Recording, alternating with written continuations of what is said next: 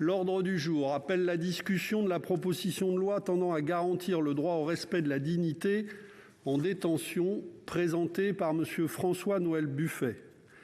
La procédure accélérée a été engagée sur ce texte. Dans la discussion générale, la parole est à M. François-Noël Buffet, auteur de la proposition de loi, pour 10 minutes.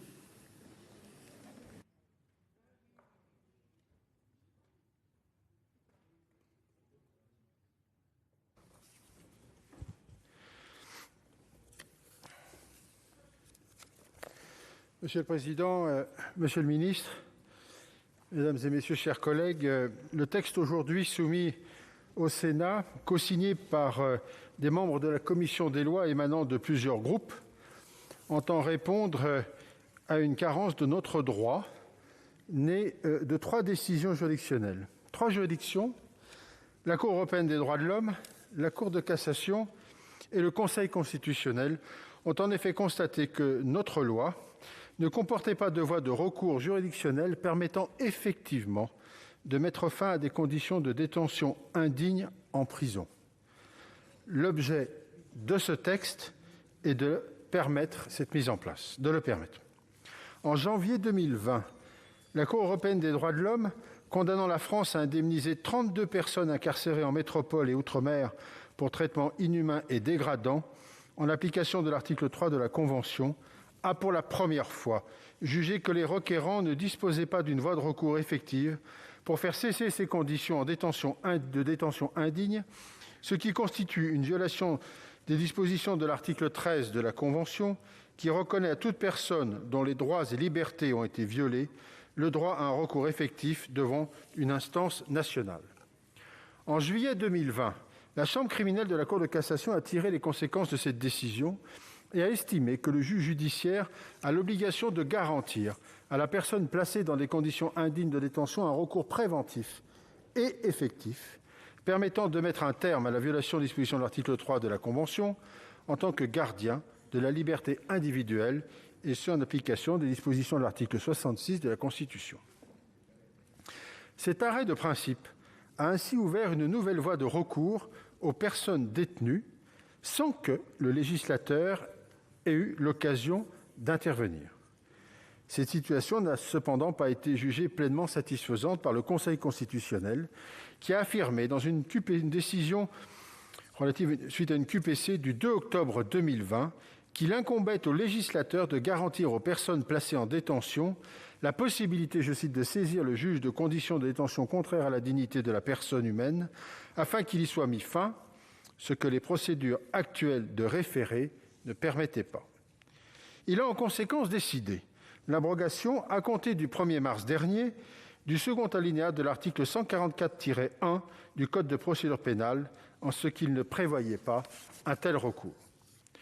Le Sénat a à plusieurs reprises interrogé le gouvernement sur les suites qu'il entendait donner à cette décision et sur le dispositif qu'il envisageait de soumettre au législateur. Je dois, à cet égard, souligner combien notre collègue Jean-Pierre Sueur s'est investi sur cette question et a plusieurs fois attiré l'attention du gouvernement sur ce point.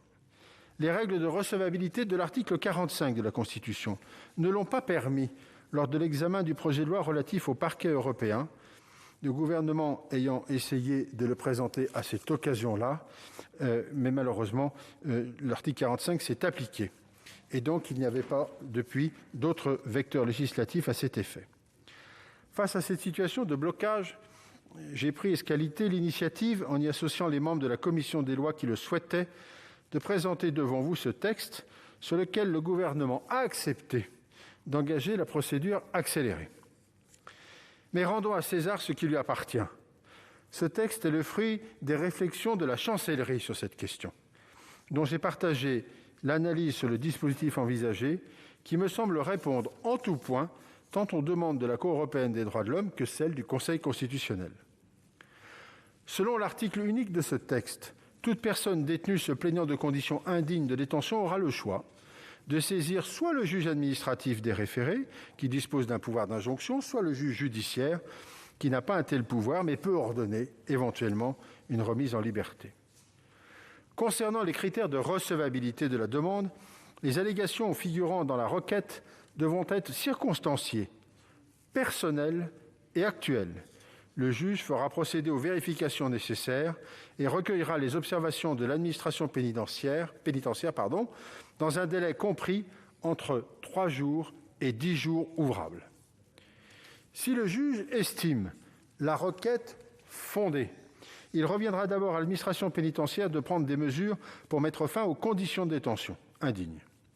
Le juge fera connaître à l'administration pénitentiaire les conditions de détention qu'il estime indignes, puis il lui fixera un délai compris entre 10 jours et 1 mois pour y mettre fin par les moyens qu'elle estimera appropriés. L'administration pénitentiaire pourra notamment décider le transfèrement du détenu avec l'accord du magistrat chargé du dossier s'il s'agit d'un prévenu. C'est seulement si le problème n'a pas été résolu par l'administration pénitentiaire, je précise, dans le délai prescrit que le juge judiciaire sera amené alors à statuer pour mettre fin à ces conditions de détention. Il aura le choix entre 3 décisions: ordonner le transfèrement de la personne détenue, ordonner la mise en liberté de la personne placée en détention provisoire, éventuellement assortie d'un contrôle judiciaire ou d'une assignation à résidence sous surveillance électronique, ou ordonner un aménagement de peine si la personne est éligible à une telle mesure. Toutefois, le juge pourra refuser de prendre l'une de ces 3 décisions si le détenu a au préalable refusé un transfèrement proposé par l'administration pénitentiaire, sauf s'il s'agit d'un condamné et que ce transfèrement porterait une atteinte excessive à sa vie privée et familiale. La décision du juge pourra faire l'objet d'un appel selon les cas devant la chambre de l'instruction ou devant la chambre de l'application des peines. L'appel du ministère public lui-même sera suspensif lorsqu'il est formé dans un délai de 24 heures, l'affaire devant être examinée au plus tard dans un délai de 15 jours. Nous proposons qu'un décret en Conseil d'État vienne préciser les modalités de saisine du JLD, juge de la liberté ou du juge de l'application des peines, ainsi que la nature des vérifications que le juge pourrait ordonner et l'articulation entre l'intervention du juge judiciaire et celle du juge administratif. Pour terminer, certains pourront regretter les conditions d'urgence de cet examen parlementaire, mais elles s'expliquent à la fois par la nécessité de ne pas laisser perdurer une carence législative trop longue, alors même que l'abrogation décidée par le Conseil constitutionnel est entrée en vigueur la semaine dernière, et par le calendrier retenu par le gouvernement par le déroulement de la navette parlementaire, mais il a bien fallu s'adapter. Elles n'en ont pas moins permis au rapporteur de la commission, cher Christophe-André Frassa, de procéder à des auditions et à des consultations écrites qui, à mon sens, ont permis à la commission d'améliorer l'effectivité de cette voie de recours nécessaire, attendue. Merci de votre attention. Merci, chers collègues. La parole est maintenant à Monsieur Christophe-André Frassa, rapporteur de la commission des lois.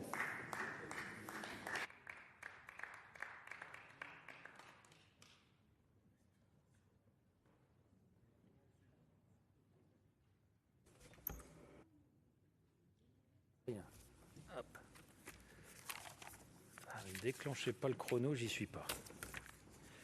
On y va. Monsieur le Président, Monsieur le Ministre, Monsieur le Président de la Commission des lois, chers collègues, la proposition de loi déposée par le Président François-Noël Buffet marquera, à n'en pas douter, une étape importante dans la garantie des droits fondamentaux dans notre pays. Elle vise à introduire dans notre Code de procédure pénale une nouvelle voie de recours garantissant à chaque détenu la possibilité de faire constater des conditions indignes de détention afin qu'il y soit mis fin. Elle mettra notre législation en conformité avec la décision du Conseil constitutionnel du 2 octobre dernier, qui nous a donné jusqu'au 1er mars 2021 pour créer cette nouvelle voie de recours. Le Sénat est depuis longtemps attentif au problème de la condition carcérale. Je ne remonterai pas jusqu'au discours de notre illustre prédécesseur, Victor Hugo, qui tout au long de sa carrière a dénoncé l'inhumanité des prisons du XIXe siècle. Je préfère vous renvoyer sur ce point à l'excellent ouvrage de notre non moins excellent collègue Jean-Pierre Sueur, Victor Hugo au Sénat, publié en 2018. Plus près de nous, comment ne pas évoquer le rapport rédigé en l'an 2000 par nos anciens collègues Jean-Jacques Hyest et Guy-Pierre Cabanel, « Prison, une humiliation pour la République », qui avait contribué à la prise de conscience par les pouvoirs publics et par nos concitoyens de l'état si dégradé de notre parc pénitentiaire. Depuis, des progrès ont été réalisés grâce à des programmes successifs de rénovation et de construction de nouvelles places de prison. Depuis 3 ans est mis en œuvre le programme 15 000, qui doit aboutir à l'ouverture de 7 000 places d'ici 2022 et 8 000 places supplémentaires à l'horizon 2027. Et l'administration pénitentiaire a bénéficié de recrutements, notamment pour réduire le nombre de vacances de postes parmi les surveillants. Pourtant, des problèmes importants demeurent, notamment dans les maisons d'arrêt qui demeurent suroccupées. Quand on regarde les chiffres, on peut avoir l'illusion que la situation s'est améliorée depuis 1 an. Le taux d'occupation de nos établissements pénitentiaires s'établit aujourd'hui de 105% alors qu'il était de 115% au début de l'année 2020 et le nombre de matelas au sol, qui est de l'ordre de 740, a baissé de 60% en 1 an. Il convient cependant de ne pas se tromper dans l'interprétation de ces chiffres. Ils s'expliquent en grande partie par la crise sanitaire qui a entraîné la libération anticipée de nombreux détenus et qui a réduit les entrées en détention du fait du fonctionnement ralenti des juridictions pénales. Depuis plusieurs mois, on observe une remontée du nombre des détenus, qui est la conséquence logique de la reprise de l'activité dans nos juridictions, et il est à craindre que la surpopulation carcérale redevienne rapidement d'actualité. J'ajoute que la situation est particulièrement préoccupante dans plusieurs de nos établissements pénitentiaires d'outre-mer. Lors d'un déplacement en 2019, une délégation de la commission des lois avait par exemple pu constater les problèmes de surpopulation, d'hygiène et de violence dans l'établissement pénitentiaire de Guyane. Je ne doute pas que nous aurons l'occasion d'y revenir au cours de notre discussion. Les peines d'emprisonnement privent les individus de leur liberté, mais elles ne doivent pas les dépouiller de leur dignité. Pour notre pays, il s'agit à la fois d'un enjeu de respect des droits fondamentaux, mais aussi d'un enjeu de sécurité, puisque l'on ne peut pas travailler efficacement à la réinsertion des détenus et lutter contre la récidive si les conditions de détention sont inacceptables. La proposition de loi qui vous est soumise ouvre une nouvelle voie de recours organisée en 3 grandes étapes. D'abord, le détenu dépose une requête examinée soit par le juge des libertés et de la détention, si la personne est placée en détention provisoire, soit par le juge de l'application des peines, s'il s'agit d'un condamné. Le juge fait procéder aux vérifications nécessaires et il recueille les observations de l'administration pénitentiaire. Puis, s'il estime la requête fondée, le juge fait connaître à l'administration pénitentiaire les conditions de détention qu'il considère indignes et il lui fixe un délai pour y mettre fin. C'est donc dans un premier temps l'administration pénitentiaire qui doit faire le nécessaire pour remédier au problème. Il lui revient de déterminer les moyens à mettre en œuvre, le juge judiciaire ne pouvant lui adresser d'injonction, ce qui est conforme à la répartition des compétences habituelles entre les 2 ordres de juridiction. Dans une dernière étape, si l'administration pénitentiaire ne parvient pas à résoudre le problème dans le délai imparti, le juge prend une décision pour mettre un terme aux conditions indignes de détention.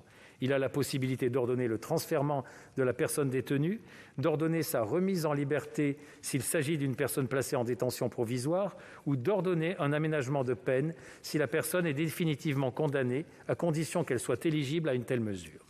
Toutefois, le juge peut refuser de prendre l'une de ces 3 décisions si le détenu a au préalable refusé un transfèrement proposé par l'administration pénitentiaire, sauf s'il s'agit d'un condamné et que ce transfèrement aurait porté une atteinte excessive à sa vie privée et familiale. En d'autres termes, le juge peut décider qu'un détenu qui aura refusé sans motif valable la solution d'un transfèrement restera en détention. Vous le voyez, mes chers collègues, la proposition de loi ne consacre pas un droit absolu à la remise en liberté. Elle cherche à concilier le droit à des conditions dignes de détention avec le droit à la sûreté et avec l'objectif de prévenir les atteintes à l'ordre public. Dans le texte qu'elle a élaboré, la commission des lois s'est attachée à préciser dans quelles hypothèses il est possible de former un recours en appel.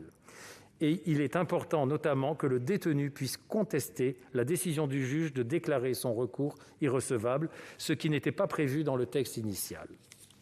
Je précise que l'appel est examiné, selon les cas, par le président de la chambre de l'instruction ou par le président de la chambre de l'application des peines.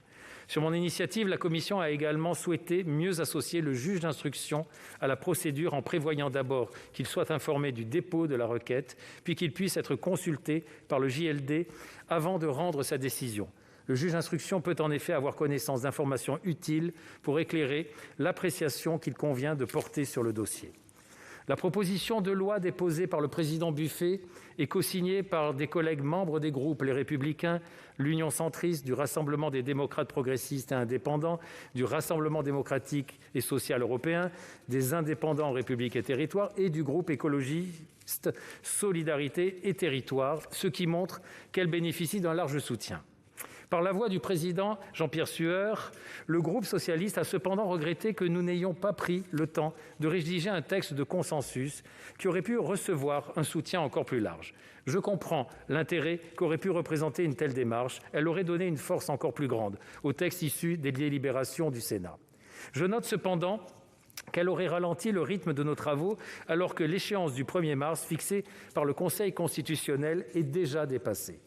J'observe surtout, et c'est ce que le débat au sein de notre commission le 3 mars a bien montré, qu'il existe un accord entre nous sur les grands principes, mais que des divergences tout à fait légitimes, au demeurant, subsistent sur les modalités pratiques de la réforme. Concernant par exemple les critères de recevabilité de la requête, le texte demande qu'elle contienne des allégations circonstanciées, personnelles et actuelles, constituant un commencement de preuve. Vous êtes favorable à un assouplissement de ces critères qui pourrait poser, à mon avis, un problème au regard du principe de bonne administration de la justice, avec le risque que les magistrats soient submergés par des demandes peu étayées, uniquement motivées par le souci de faire libérer un détenu par le biais de cette nouvelle voie de recours. Une deuxième divergence sur la place à accorder au transfèrement. Elle nous paraît préférable à une libération qui doit rester la solution de dernier ressort. Et elle peut constituer une solution appropriée si un établissement est saturé, mais que d'autres établissements à proximité sont moins chargés. Or, vous défendez des propositions qui ont pour objectif commun de rendre plus difficile le transfèrement en multipliant les conditions à satisfaire. Il s'agit là, et nous y reviendrons sans doute, d'une vraie différence d'appréciation entre nous. Pour terminer, je tiens à remercier le président Buffet d'avoir pris l'initiative de déposer cette proposition de loi et je salue la décision du gouvernement de l'inscrire à l'ordre du jour de nos deux assemblées en vue de son adoption rapide et j'invite l'ensemble de nos collègues à l'approuver afin de remédier à la lacune qui a été identifiée dans la garantie de nos droits fondamentaux. Je forme le vœu que ce texte marque une nouvelle étape sur la voie d'un redressement durable de notre service public pénitentiaire, l'objectif essentiel étant d'améliorer concrètement les conditions de détention, avec l'espoir que cette amélioration rende un jour à peu près inutile la nouvelle voie de recours dont nous débattons aujourd'hui. Je vous remercie. Merci, monsieur le rapporteur. La parole est maintenant à monsieur Éric Dupond-Moretti, garde des Sceaux, ministre de la Justice.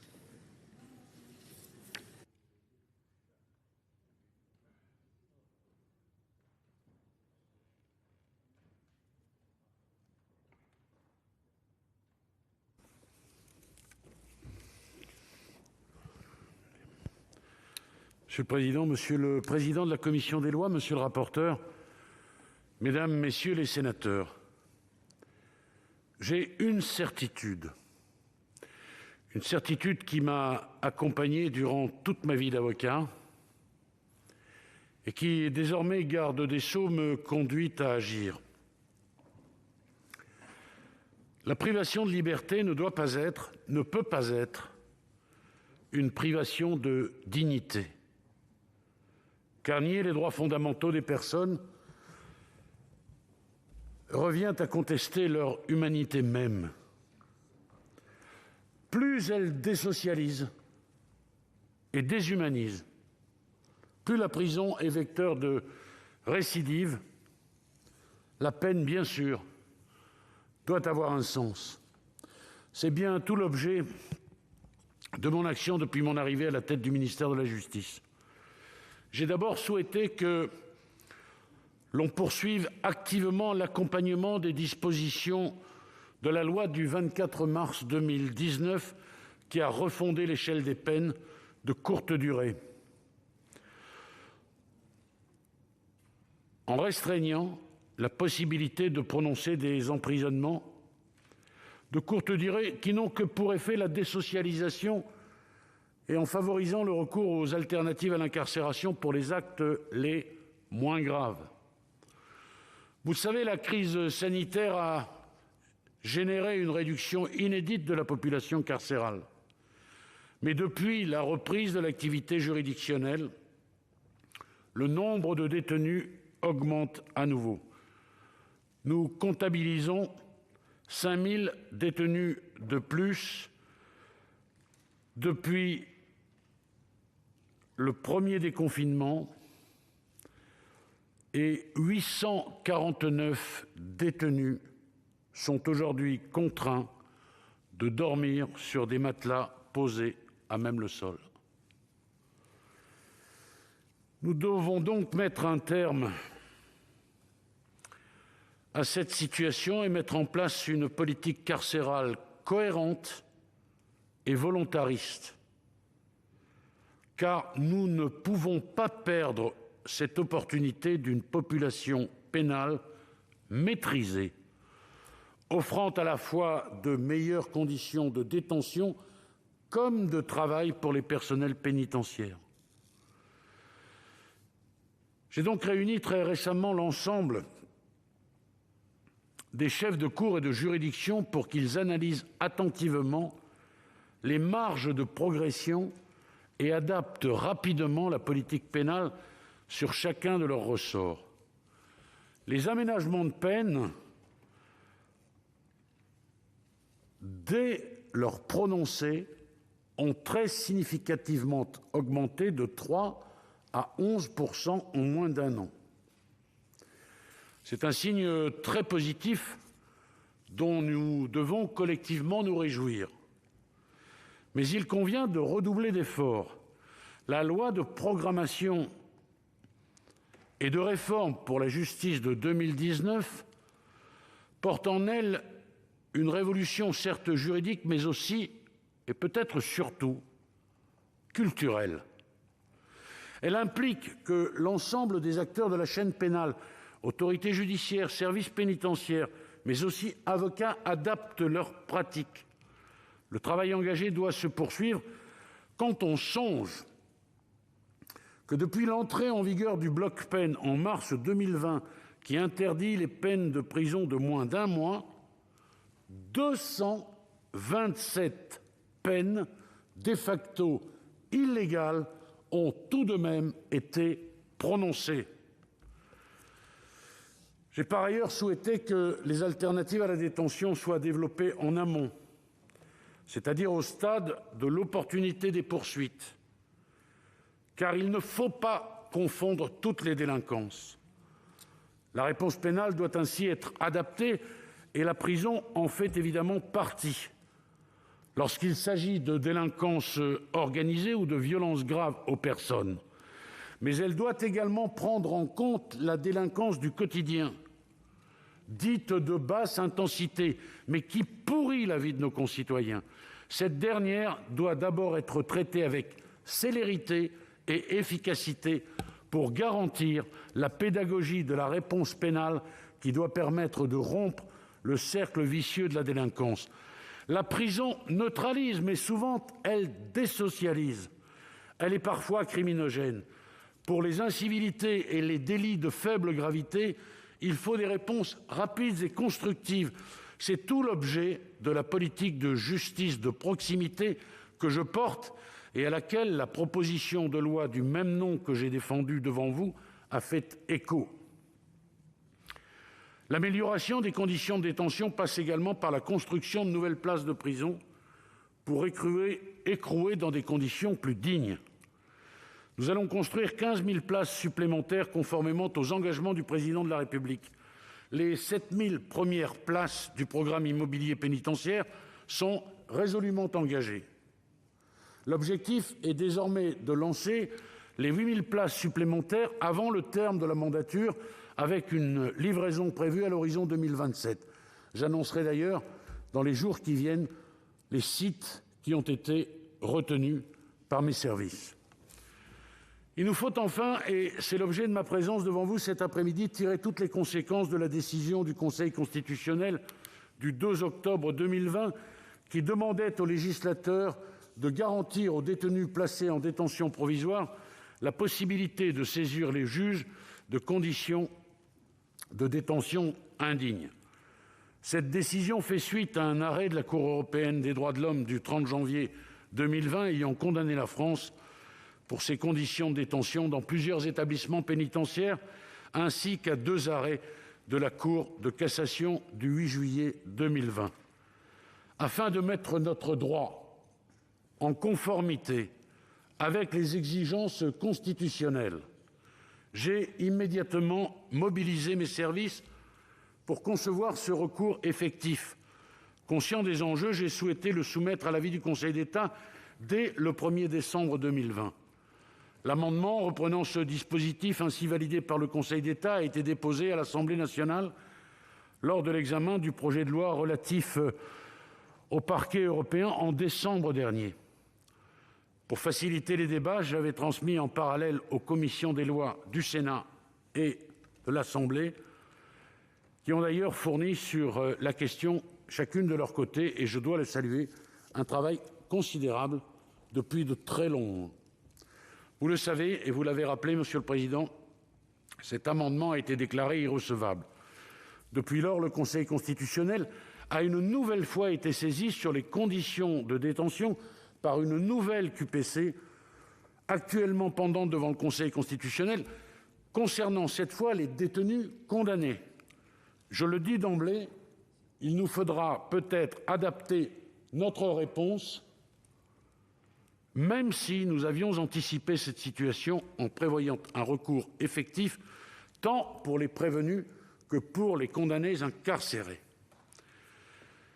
Tel est donc l'objet de la proposition de loi que vous examinez et qui enrichit le dispositif que nous avions conçu. Qu'il me soit permis à cet instant de remercier chaleureusement pour leur travail Monsieur le Président Buffet, Monsieur le rapporteur Frassa, sans oublier bien sûr Monsieur le sénateur Sueur. Ce texte crée le principe d'un recours effectif dans un nouvel article 803-8 du Code de procédure pénale et rappelle son existence dans le 2e alinéa de l'article 144-1 de ce code, s'agissant des prévenus, ainsi qu'à l'article 707 pour les condamnés. Si la personne est en détention provisoire,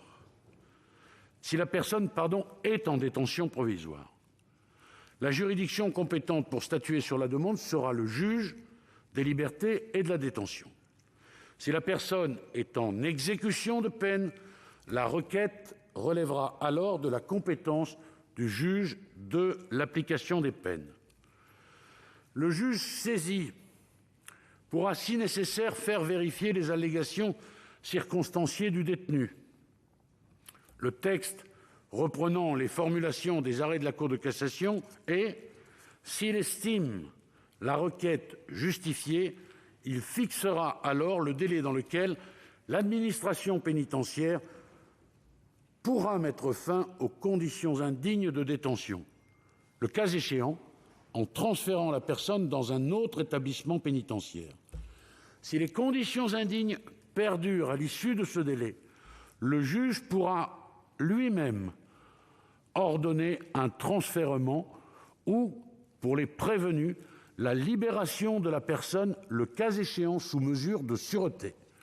Pour les condamnés, il pourra prononcer une libération sous aménagement de peine si la personne est éligible à une telle mesure. Le texte prévoit toutefois que la personne ne pourra être libérée si elle s'oppose au transfèrement qui aura pu lui être proposé, sous réserve, pour les condamnés, de la nécessité de ne pas porter une atteinte excessive au droit au respect de sa vie familiale. Ce nouveau dispositif répond ainsi aux exigences constitutionnelles et permet de trouver un équilibre pour que le service public de la justice continue de fonctionner en assurant la sécurité de tous. La situation de nos prisons nous oblige collectivement à porter cette exigence d'humanité et d'efficacité pour maintenir la justice au cœur de notre pacte républicain.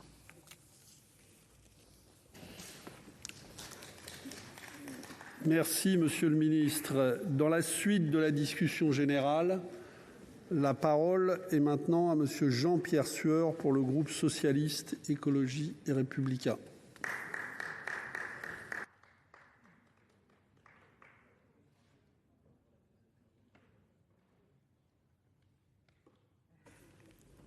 Monsieur le Président, Monsieur le Garde des Sceaux, mes chers collègues.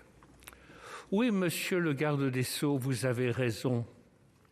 La privation de liberté ne doit en aucun cas être la remise en cause de la dignité de l'être humain.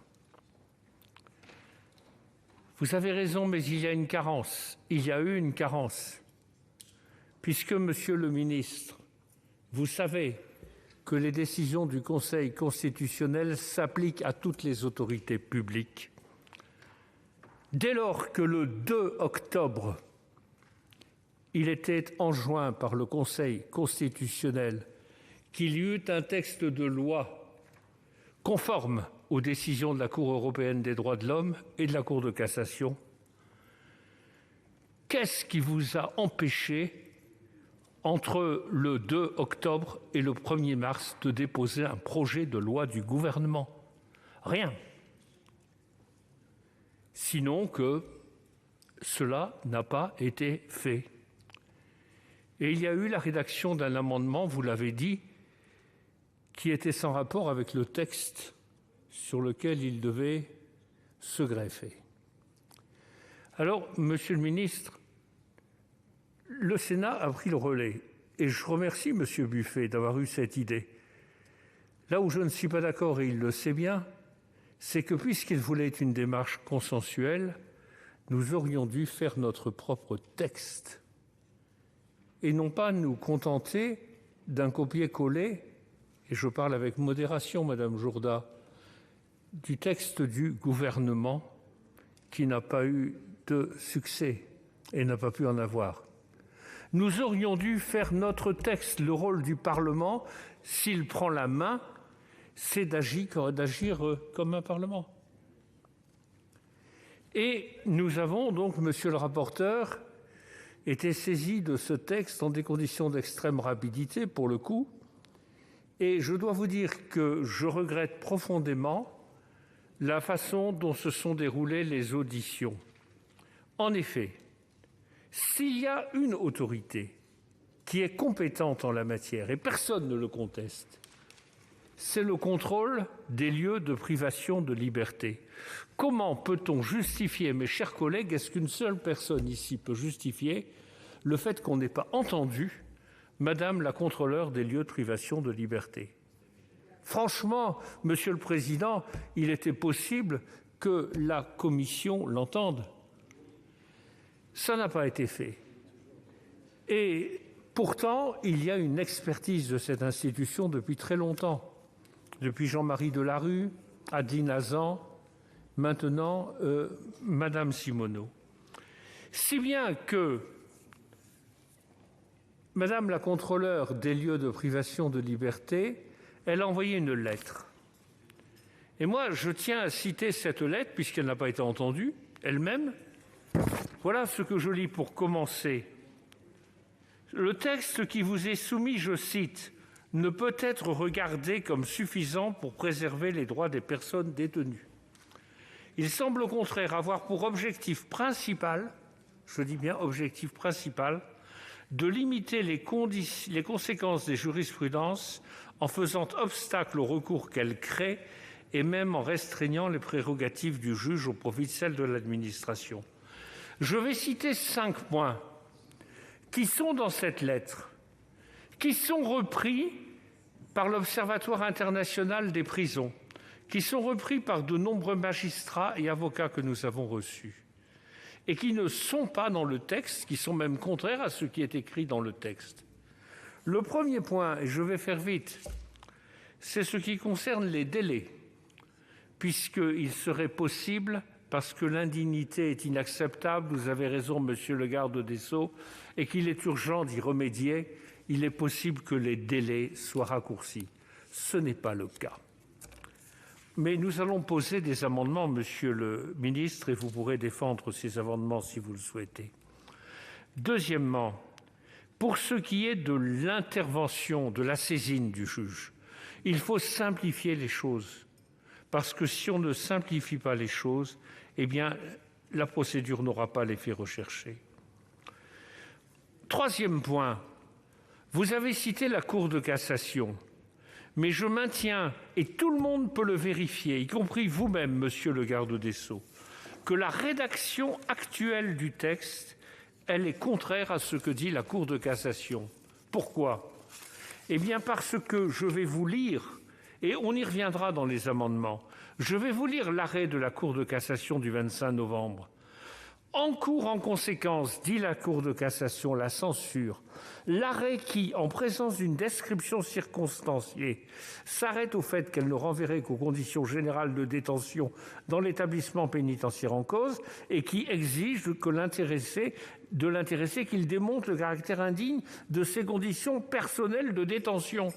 Or, c'est justement ces détentions personnelles de détention que vous mettez dans le texte, alors que c'est censuré par la Cour de cassation, et vous n'en tirez aucune conséquence, donc c'est clair.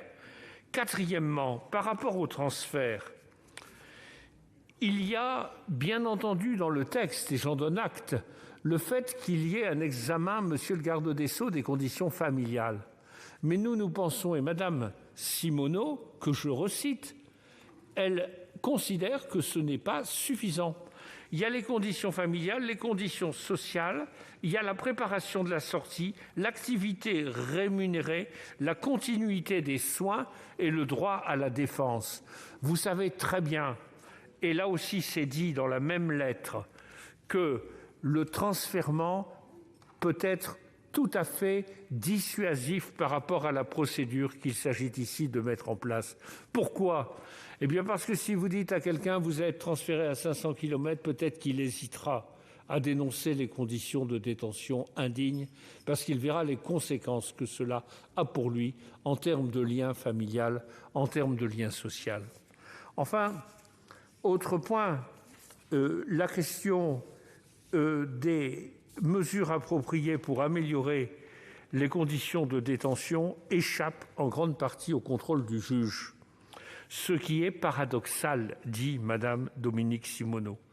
Il est à craindre que le recours au transfert pour le règlement des situations, je la cite toujours, combiné à la surpopulation carcérale qui touche de nombreux établissements, ne manquera pas de conduire au placement d'une autre personne dans les conditions contestées par le détenu transféré.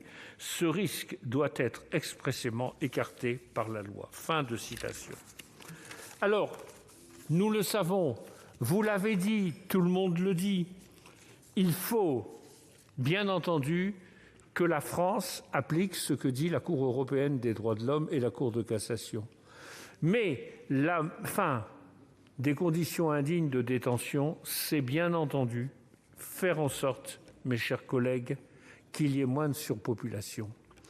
Or, à cet égard, il y a quelque chose de quand même très étonnant. À la suite de l'ordonnance du 25 mars 2020, plus de 13 000 détenus ont été libérés. Monsieur le garde des Sceaux, vous l'avez dit. Et nous sommes redescendus en dessous des 100% d'occupation. Est-ce que ça a créé un problème considérable dans ce pays? Non, au contraire. Et vous êtes désolé, monsieur le garde des Sceaux, de voir qu'aujourd'hui, ça a remonté. Et qu'on en est à 60 783 places opérationnelles et dans les 188 prisons de France et 105% de taux de surpeuplement, sans compter le taux de 122,7% dans les maisons d'arrêt. Alors, vous savez, c'est un ancien combat. Et ici, moi, je parle, voyez-vous, en ayant le souvenir de ce que disait Jean-René Le Cerf, qui n'est pas de mon groupe politique, mais qui a mené un combat admirable pour l'encellulement individuel, pour une loi sur la détention pénitentiaire et pour expliquer que la peine, ce n'était pas la détention. conclure, et qu'il y avait d'autres formes de peine. Et je conclus, Monsieur le Président, puisque vous m'y invitez, en vous disant que je pense aussi à Dominique Raimbourg, qui s'est beaucoup battu à l'Assemblée nationale pour faire en sorte qu'il y ait des règles pour lutter contre la surpopulation, et il faudra bien y revenir. Je pense Mais il faut vraiment conclure, là. à Christiane Taubira, qui a tout fait pour mettre en œuvre d'autres types de peines, et enfin à Robert Badinter, qui déjà disait que la principale cause de la récidive dans ce pays, c'est la condition pénitentiaire. Alors oui, nous continuerons ce combat, mais il faudrait d'abord amender ce texte, mes chers collègues. Merci, chers collègues. La parole est maintenant à Alain Marc pour le groupe Les Indépendants.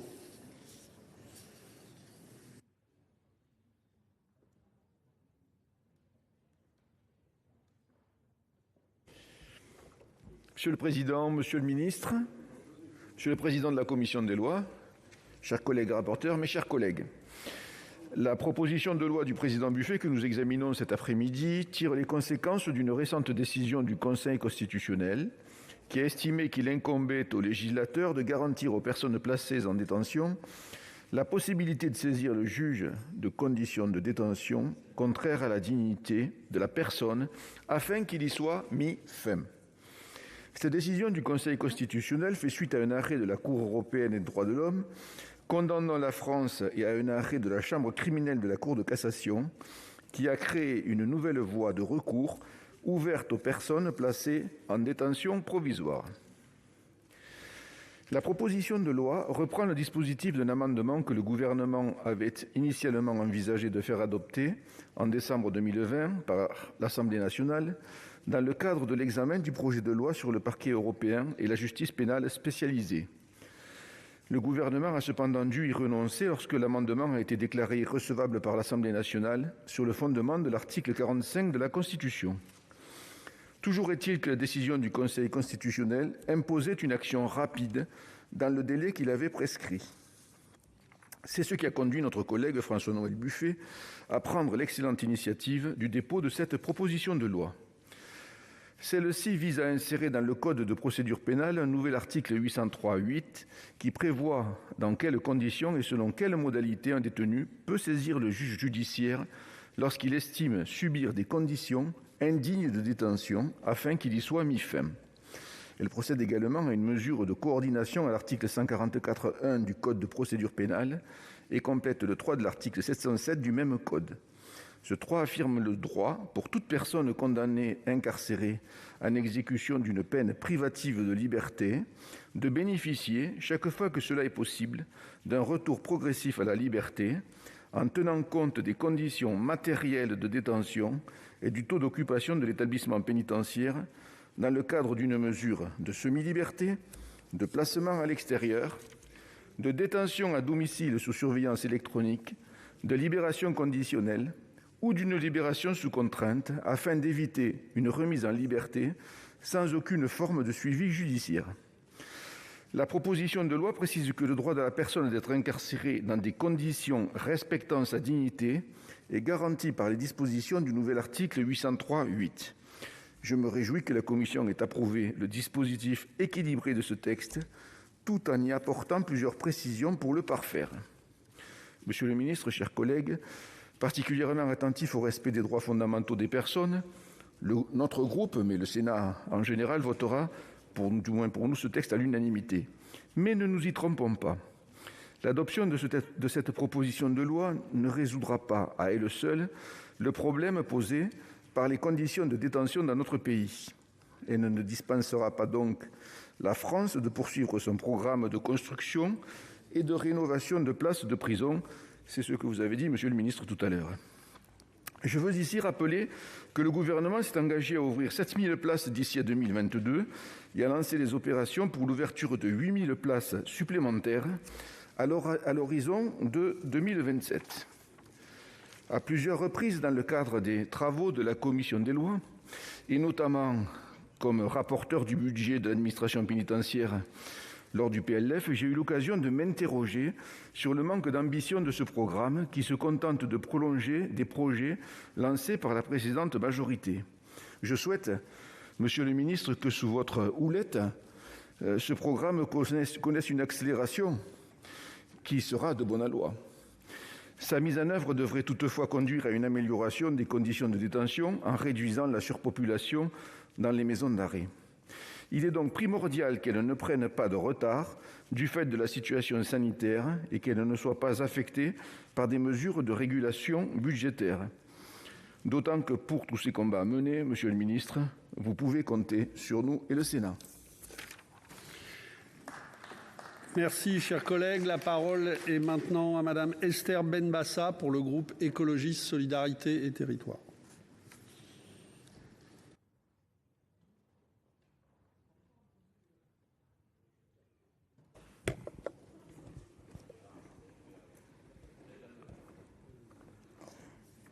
Monsieur le ministre, Monsieur le Président, Monsieur le ministre, Monsieur le rapporteur, mes chers collègues, cela fait des années que nous ne cessons de décrier le sort réservé aux détenus dans les prisons françaises. En surpopulation carcérale et conditions de détention inhumaines et dégradantes, nos prisons ne sont plus, depuis bien trop longtemps, maintenant à l'image d'un pays qui se revendique patrie des droits de l'homme et de la femme, puisque nous sommes le 8 mars. Les chiffres sont alarmants. En moins de 20 ans, les prisons françaises sont passées de 48 000 à 72 000 personnes détenues. Et si ce chiffre a récemment connu une légère baisse liée à la crise sanitaire, il reste qu'au 1er janvier 2021, ce sont plus de 20 000 personnes qui sont encore détenues dans des établissements dont le taux d'occupation est supérieur à 120 %. En outre, à ce jour, une trentaine d'établissements pénitentiaires ont été considérés par la justice comme exposant les personnes détenues à des traitements humiliants. Toutefois, cette situation, nous ne pouvons pas prétendre la découvrir aujourd'hui. Déjà en 2018, j'interpellais le gouvernement sur les violences et les mauvais traitements que subissaient certains détenus à la prison de Villefranche-sur-Saône. La garde des Sceaux d'alors m'avait formulé une réponse qui était le symbole du déni ordinaire des pouvoirs publics face à ce sujet pourtant si important, mais peu traité par les médias, donc peu exposé au regard des citoyens. En juillet 2019, je publiais une tribune dans la presse pour dénoncer ces violences physiques et morales graves qui ont lieu dans nos prisons, et à de nombreuses autres occasions, nous avons publiquement défendu le droit au respect de la dignité en prison, y compris dans cet hémicycle. Ces nombreux appels sont restés lettre morte jusqu'aux décisions de la CEDH du 30 janvier 2020 et surtout du Conseil constitutionnel du 2 octobre dernier, à qui nous devons ce texte précipitamment mis à l'ordre du jour de notre Chambre. Il considérait qu'il incombait au législateur de garantir aux personnes placées en détention la possibilité de saisir le juge pour des conditions de détention contraires à la dignité de la personne humaine. L'échéance avait été fixée, comme vous le savez, au 1er mars 2021. Parce que la défense de la dignité des personnes détenues est notre engagement de longue date, nous ne pouvons que soutenir cette PPL et nous y associer. N'oublions pas que derrière celle-ci, des vies sont concernées. La récente actualité nous le rappelle clairement. Le 2 février dernier, un homme incarcéré à Meaux est décédé. Il avait été hospitalisé quelques jours plus tôt à la suite d'une violente altercation avec des surveillants. Le même jour, à la maison d'arrêt pour femmes de Poitiers-Vivonne, une violente altercation avec des surveillantes causa à une détenue 42 jours d'ITT. Monsieur le ministre, selon votre prédécesseur, l'objectif de votre gouvernement était, je cite, que d'ici la fin du quinquennat, des conditions de détention plus dignes et conformes aux engagements européens soient mises en place. Si cette PPL est une première étape, nous attendons toutefois une amélioration urgente des conditions de vie dans les lieux de détention ainsi que des relations entre les personnes détenues et les surveillants, et enfin davantage d'écoute de la part du personnel médical et d'encadrement de ces établissements, et aussi se pencher sur les problèmes psychiatriques si importants et traités avec un peu de négligence. Ce n'est pas en construisant de nouvelles prisons, sitôt construites, sitôt remplies, que l'on réglera le problème de la surpopulation carcérale. La réforme des lieux de privation de liberté reste un chantier ample et complexe. Le groupe écologiste Solidarité et Territoires votera en attendant pour ce texte. Je vous remercie. Merci, cher collègue. Et la parole est maintenant à notre collègue Thani Mohamed Soihili du groupe RDPI.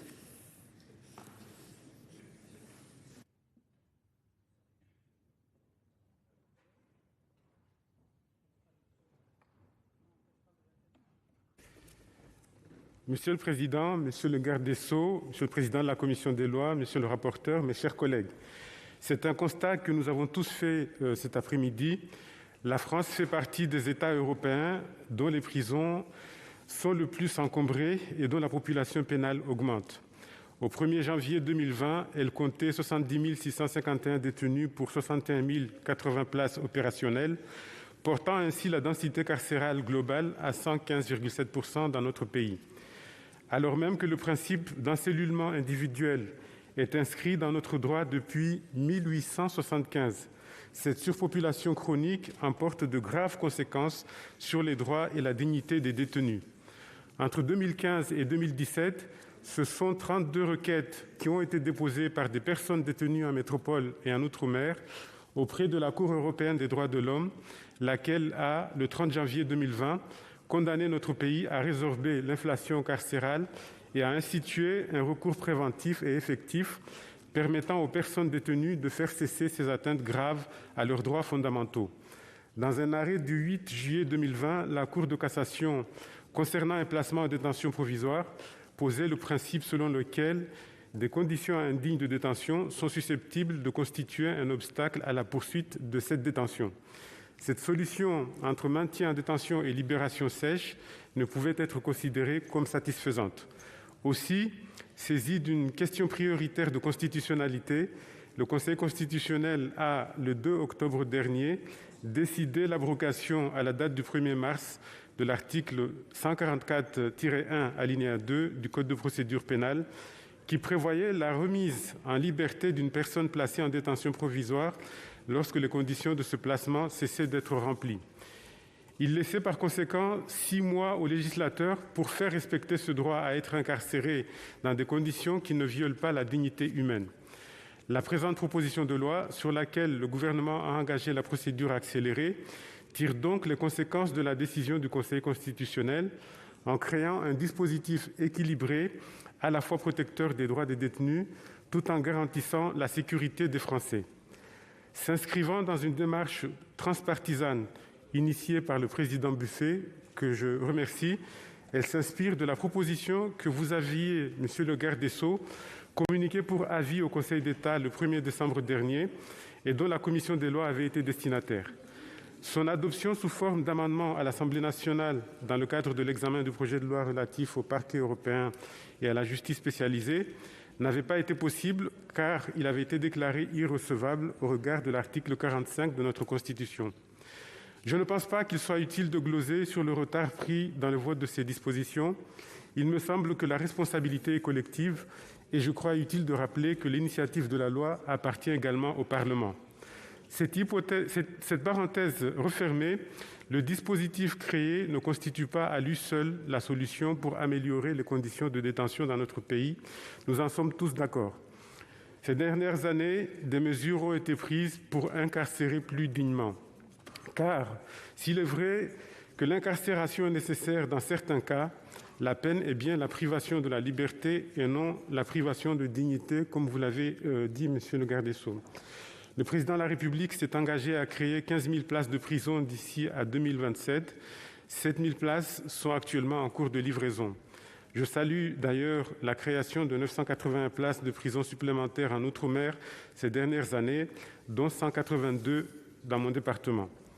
Un rapport de 2014, commandé par l'ancienne garde des Sceaux, Mme Christiane Taubira, avait dressé un constat particulièrement alarmant sur le surpeuplement de certains établissements ultramarins.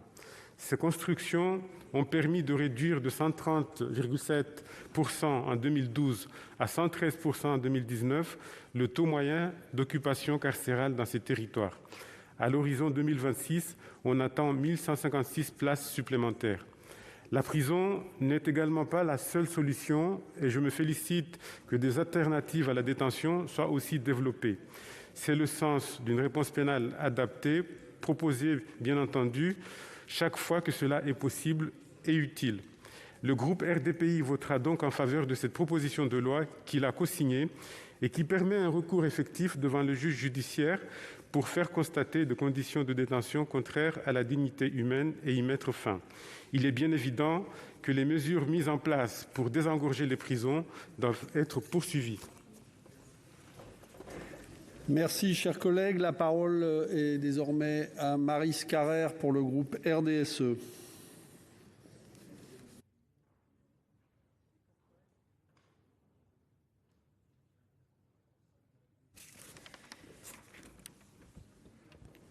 Monsieur le Président, Monsieur le Ministre, Monsieur le rapporteur, mes chers collègues, dès 2013, la France avait été condamnée par la Cour européenne des droits de l'homme en raison des conditions de rétention d'un détenu qui, à la différence de nombreux autres demeurés silencieux, avait porté sa réclamation jusqu'à l'une des instances internationales les plus influentes.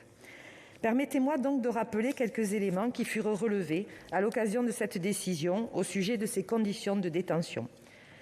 Il n'y avait pas de porte pour les toilettes. La chasse d'eau fuyait, faisant ce qu'il n'y avait pas de pression et que rien ne s'évacuait. Près du lavabo, une prise électrique pendait. Les lits superposés qui étaient normalement scellés au mur ne l'étaient plus et entraînaient des risques de chute. Le local des douches était insalubre avec seulement une petite fenêtre et aucun système d'aération. Il y avait des cafards qui couraient partout. Cette description est absolument édifiante, mais nous ne la prenons pas aujourd'hui. En plus d'un phénomène de surpopulation, le milieu carcéral peut être insalubre. En cette journée internationale des droits des femmes, j'aurai également une pensée pour les nombreuses femmes détenues dans notre pays qui subissent des conditions similaires. Évidemment, il n'est nullement question de remettre en cause le principe même de l'incarcération. Aux délits sont associées des peines, parmi lesquelles la prison. Mais la prison ne peut pas avoir pour fonction d'humilier les détenus. Elle doit avoir à l'esprit que chacun a vocation à en sortir. Nous pouvions espérer que ce constat et cette condamnation en 2013 permettent d'améliorer l'état de nos prisons. Ce ne fut pas le cas. Plus encore, en plus des conditions de détention indignes et des conséquences de la surpopulation carcérale, les détenus ne disposent d'aucun moyen de faire cesser ces conditions. En raison de cela, la France a été condamnée une première fois par la CEDH en mai 2015. Et c'est à nouveau pour cela qu'elle a été une nouvelle fois en 2020. Décision dans laquelle les juges européens ont rappelé 3 objectifs à l'État français: supprimer le surpeuplement dans les établissements pénitentiaires, améliorer les conditions de détention et établir un recours effectif. Ce tableau que je viens brièvement de dépeindre n'est pas à l'honneur de notre nation. Aussi, il y a lieu de se réjouir de l'initiative du Sénat de participer à y mettre fin. Cette proposition de loi est évidemment la bienvenue et je salue l'auteur de cette proposition, président de la commission des lois, et le groupe RDSE y souscrira. Toutefois, gardons à l'esprit que renforcer les droits des prisonniers, ce n'est pas faire que les prisons soient moins saturées. Ce n'est pas non plus faire que les cellules soient dans un meilleur état, respectueuses de la dignité des hommes et des femmes qui s'y trouvent. Un droit de recours effectif ne répare pas des canalisations bouchées. Un droit de recours effectif ne désinsectise pas une cellule, ni ne permet d'aérer des douches collectives. Déplacer les détenus d'une maison d'arrêt à une autre, comme par un jeu de chaises musicales, ne permet pas non plus de réduire le nombre de détenus par maison d'arrêt. Tout cela est et demeurera une question de moyens matériels, bien au-delà des moyens juridictionnels. Renforcer les droits des prisonniers est une chose, s'assurer que leur place est réellement en prison en est une autre. Cela aussi, le Sénat y travaille et nous aurons d'ailleurs demain les conclusions de la mission d'information sur l'expertise psychiatrique en matière pénale de nos collègues Delattre, Roux et Sol, qui sera rendue demain matin en commission. En conclusion, la procédure qui nous est présentée, pour être effective, devra nécessairement être plus rapide. Aussi, nous voterons ce texte, mais nous resterons vigilants par la suite sur l'état réel des conditions de détention. Je vous remercie. Merci, chers collègues. La parole est désormais à Éliane Assassi pour le groupe communiste républicain citoyen et écologiste.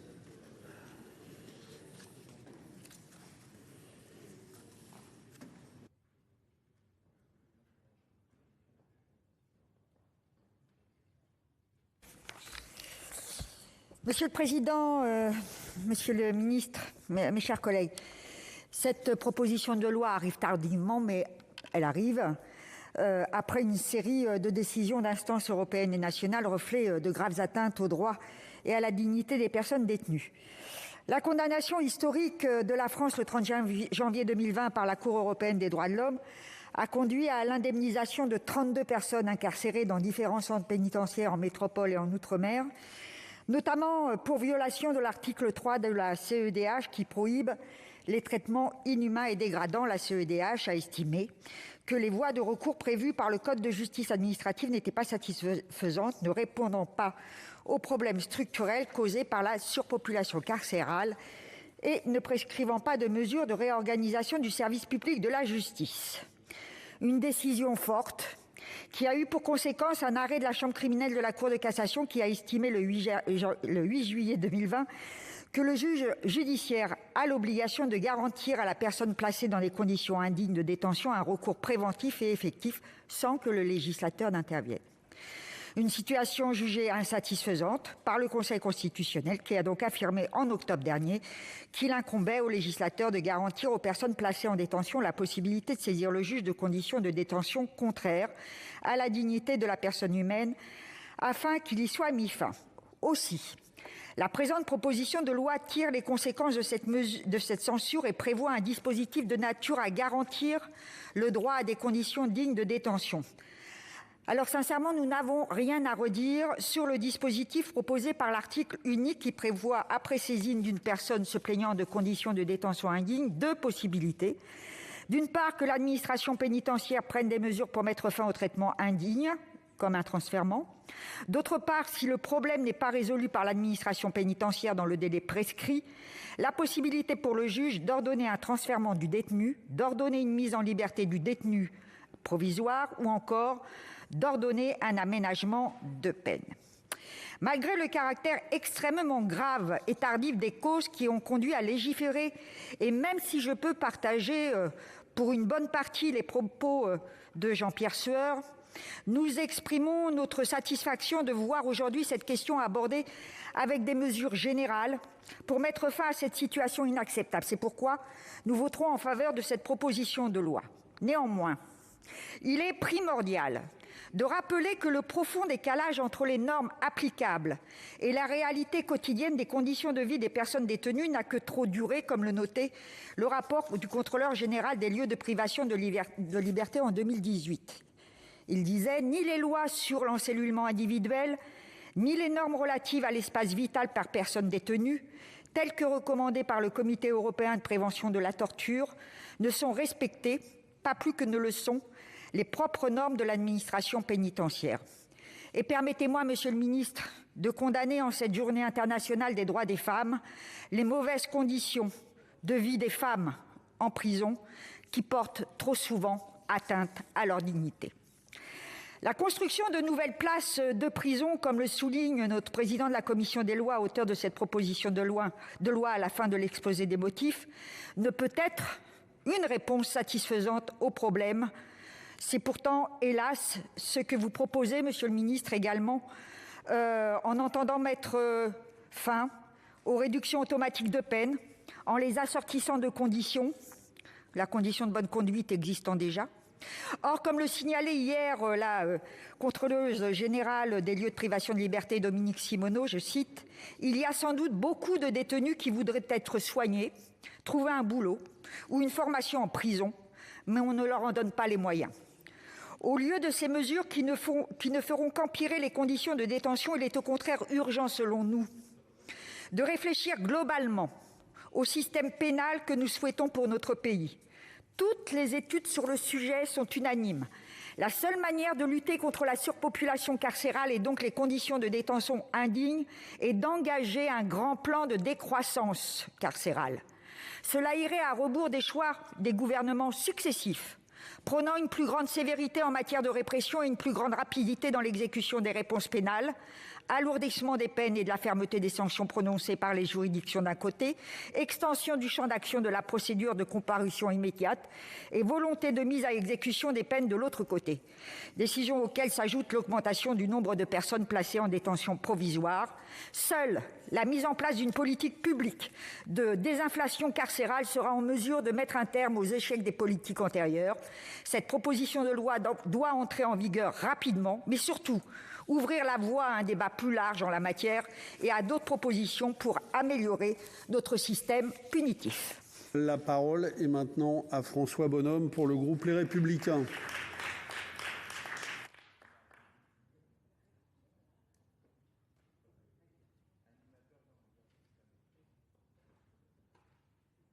Merci.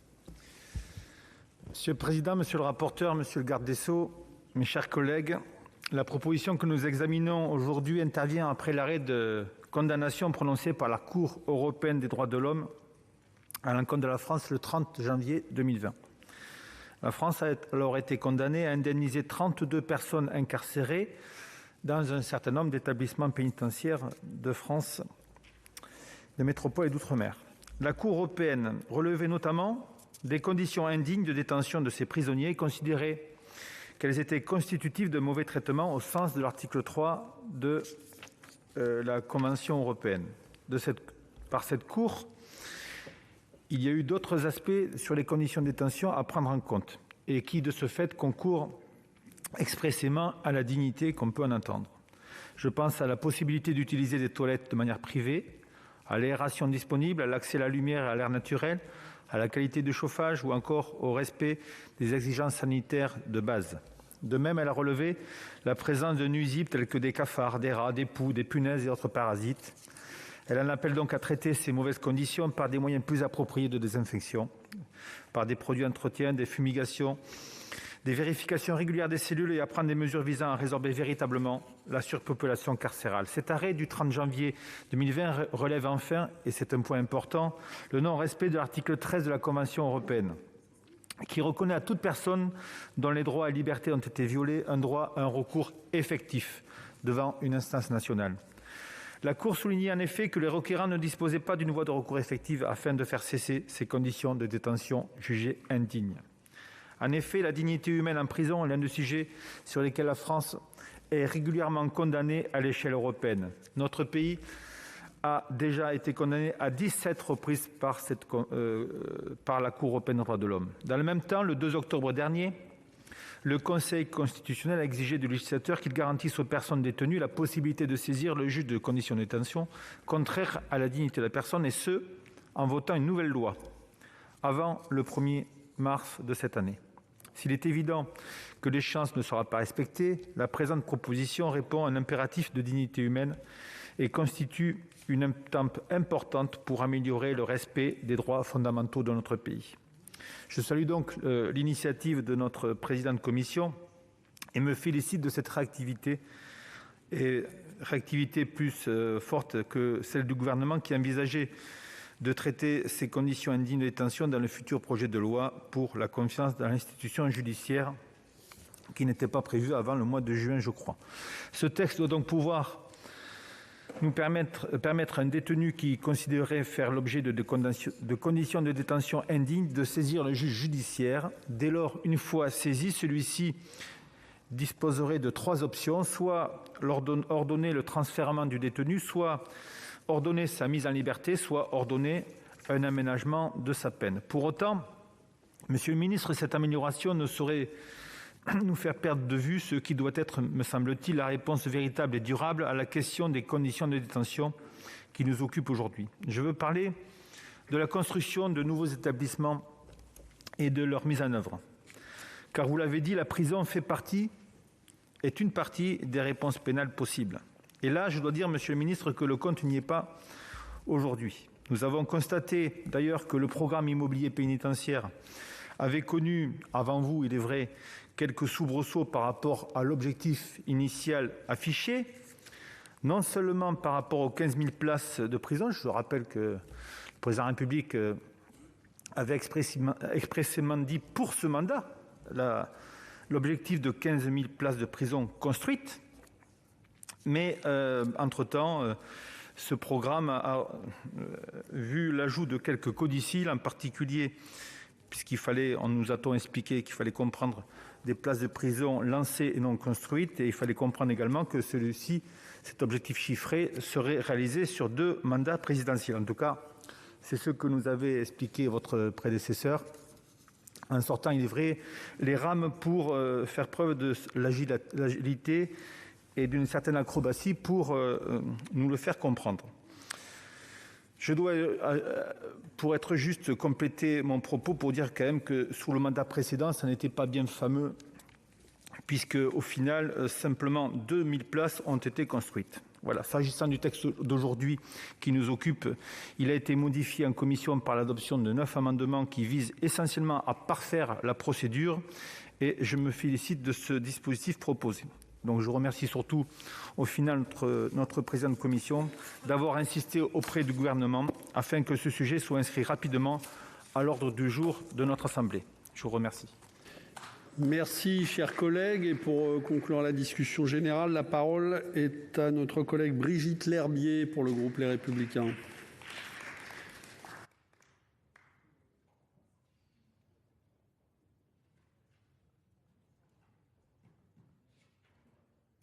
Monsieur le Président, Monsieur le Ministre, Monsieur le rapporteur, mes chers collègues, nous sommes réunis aujourd'hui pour débattre d'une proposition de loi importante. Certes, les individus placés en détention pénitentiaire ont commis des actes répréhensibles. Ces personnes doivent subir une véritable sanction. Mais atteindre à leur dignité nous semble inadmissible. Fermer les yeux sur les conditions de détention dégradantes n'honore ni notre pays ni notre justice. De nombreux rapports dénoncent à juste titre la surpopulation carcérale, l'impossibilité d'utiliser des sanitaires de manière privée ou la prolifération d'espèces nuisibles dans certains établissements.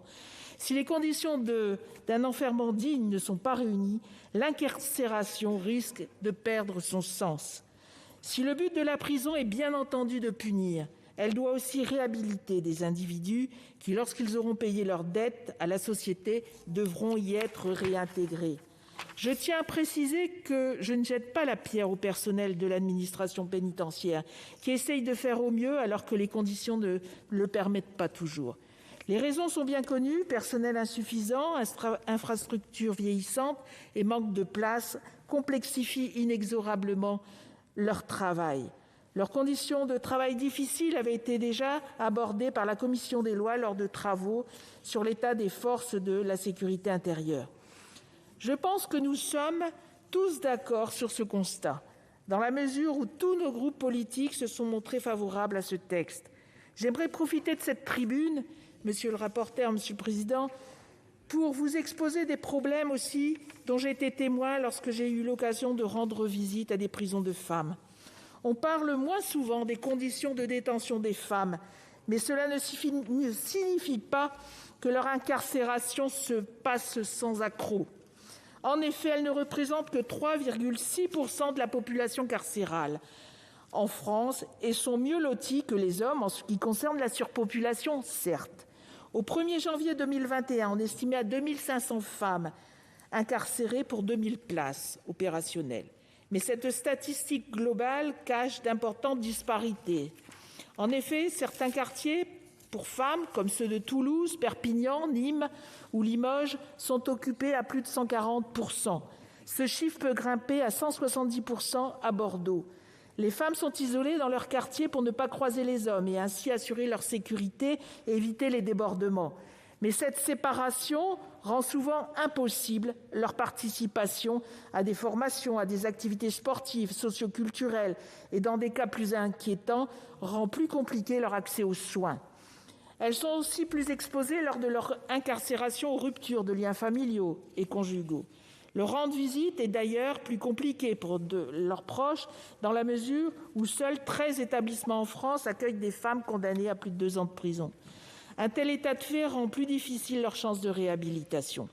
Si les conditions de détention des femmes sont à améliorer, j'aimerais, monsieur le ministre, profiter de ces quelques minutes pour élargir la réflexion et soulever un problème qui me tient à cœur, celui des enfants qui naissent et grandissent en prison pour les premiers mois de leur vie. 60 accouchements auraient lieu chaque année en prison. 95 enfants seraient accueillis chaque année en cellule mère-enfant. Si 29 établissements pénitentiaires sur 191 disposent d'une nurserie, 76 places seulement y sont réservées à des mères avec enfants. Comme vous le savez peut-être, chers collègues, les mères d'enfants de moins de 18 mois peuvent demander à être incarcérées avec leur enfant. J'ai pu vérifier ça à la prison de Sequedin près de Lille et je suis sortie très touchée.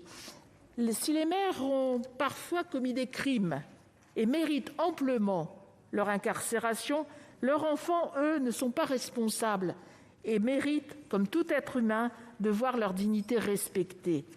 Les établissements, s'ils sont propres et bien tenus, n'apparaissent pas adaptés pour le développement du bien-être des nouveau-nés. Pourquoi ne pas y remédier, monsieur le ministre ? J'aimerais insister sur la nécessité de lancer une réflexion ouverte à tous pour que les conditions de vie des enfants se trouvant en quartier mère-enfant soient améliorées. Ces bébés n'ont pas demandé à naître ni à grandir en prison. C'est à nous de faire en sorte que ça soit possible. Pourquoi ne pas créer des prisons pour femmes adaptées à un plus petit nombre de personnes incarcérées qui respecteraient leurs exigences familiales ? Je souhaiterais que soit étudiée avec plus de détermination la construction de prisons de femmes adaptées aux femmes, plus petites, plus nombreuses, dans des endroits géographiques variés. Cela permettrait certes le mieux-être des enfants, mais aussi, et ça peut être au niveau pragmatique intéressant, ça permettrait de libérer des places pour les détenus masculins. S'il vous plaît. En tout cas, ça me paraît particulièrement être intéressant d'avoir de la place pour plus de détenus masculins. En tout cas, cette PPL, approuvée par tous, Monsieur le Président de la Commission des lois, permet d'espérer, et nous y sommes donc favorables. Voilà, merci, chers collègues. La règle est la même pour tout le monde. Je suis là pour ça, c'est comme ça. Donc les interventions des orateurs dans la discussion générale sont closes, mais je crois que Monsieur le ministre veut dire un mot de réponse aux intervenants. Oui, merci Monsieur le Président, Monsieur le Président de la Commission des lois, Monsieur le rapporteur, Madame la sénatrice Lherbier, Madame la présidente Abassi, Assassi, pardonnez-moi, on ne peut pas ne pas avoir aujourd'hui une pensée particulière pour les femmes détenues, pour les conditions de détention particulières des enfants de femmes détenues, eux aussi détenus. La chancellerie est très vigilante sur ces questions et notamment ces enfants sont pris en charge par des services qui leur permettent de connaître l'extérieur et notamment d'autres enfants. Mais je ne puis évidemment qu'être particulièrement sensibilisé, vous rejoignant en cela aujourd'hui sur ces conditions particulières. Et je suis tout à fait ouvert à ce que vous me fassiez part de ce qui vous paraît utile pour améliorer la condition de ces femmes détenues. Monsieur le sénateur Bonhomme, je vais aller très vite parce que je me félicite de voir que ce texte fait l'objet d'un très large consensus. Et d'ailleurs, je n'en doutais pas une seconde. Comment pourrait-on ne pas être sensible à la surpopulation carcérale, aux conditions indignes ? Indignes d'ailleurs, c'est le mot le plus faible utilisé. Parfois, c'est conditions inhumaines et parfois conditions dégradantes. J'ai besoin des élus locaux dans les territoires pour l'implantation des prisons. Parce que la prison, elle est toujours la bienvenue dans la commune d'à côté. C'est pas simple, hein ? Donc nous en sommes à 7000 places en construction. Et je vous l'ai dit tout à l'heure, j'annoncerai dans les jours qui viennent les sites qui ont été retenus pour la construction des 8000 places supplémentaires. J'ai choisi ces sites. J'aurai l'honneur de vous en parler, bien sûr. Je sais que la représentation nationale est particulièrement attentive quant à ces questions. Dans mon esprit, d'ailleurs, il ne s'agit pas d'incarcérer plus, mais d'incarcérer mieux. La prison, elle est utile pour punir, et je ne renie pas cela. Elle est utile pour protéger la société d'individus dangereux, et c'est son troisième rôle, destiné aussi à permettre davantage la réinsertion. Nous aurons bien sûr prochainement, j'aurai l'honneur de discuter avec vous de ces questions, plus précisément au travers du projet de loi qui est en cours de finalisation. Enfin, je veux répondre rapidement à monsieur le sénateur Sueur, particulièrement impliqué sur ces questions. D'abord pour lui dire que Madame Simoneau, à qui j'ai adressé un courrier le 19 novembre 2020 et à qui j'ai donné la teneur de l'amendement qui avait été proposé par le gouvernement, ne m'a jamais répondu. Je tiens quand même à vous le dire, parce que j'ai entendu à de nombreuses reprises que vous évoquiez le nom de la contrôleuse. Son travail est infiniment respectable, bien sûr, mais nous l'avions alerté, nous lui avions donné le texte que nous préparions. Nous n'avons pas eu de réponse, ce qui ne signifie pas que l'absence de réponse est un consentement, mais nous n'avons pas eu de proposition, notamment de proposition de modification. La deuxième chose que je veux vous dire, c'est que mon administration déjà pratique le transfèrement des détenus. Quand dans une zone, je suis alerté par un directeur interrégional d'une surpopulation pénale qui conduit notamment au matelas par terre, je demande à ce qu'il y ait un transfèrement, bien sûr. Donc on n'attend pas que la loi soit votée pour intervenir en la matière. Je pense que tout le monde peut l'entendre et c'est bien le moins. Et récemment, des transfèrements ont été faits de la région toulousaine vers Marseille. C'était indispensable. On essaie de désemplir les prisons les plus pleines, pour cette simplification, au profit des prisons un peu moins pleines.